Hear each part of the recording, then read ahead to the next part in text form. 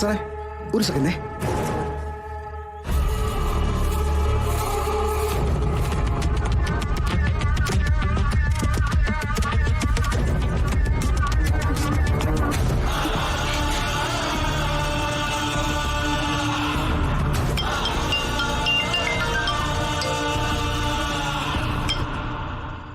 ഗാഥ എത്രയോ നവീൻ?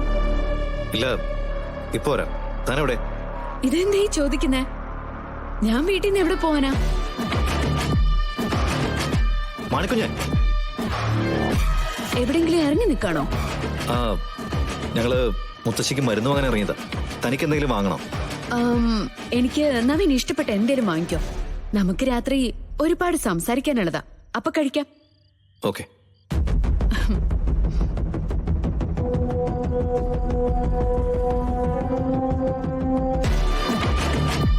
മാണിക്കുഞ്ഞ് ഇങ്ങോട്ട് വേണം. ഇങ്ങോട്ട് വരാൻ.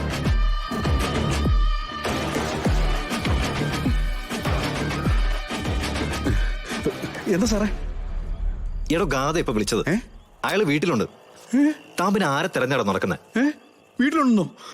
അപ്പൊ പിന്നെ ഞാൻ കണ്ട ആരെയാ സാറേ? വീട്ടിൽ ചെന്ന അമ്മായിയുടെയും ഭർത്താവിന്റെയും ശല്യം.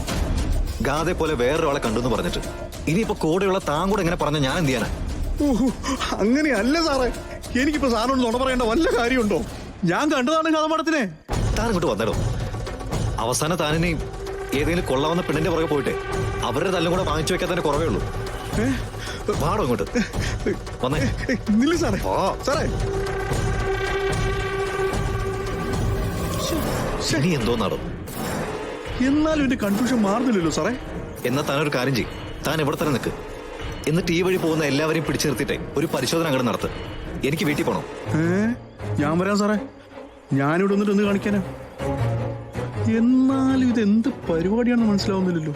വന്ന് വണ്ടി എടുക്കണം. എന്നാലും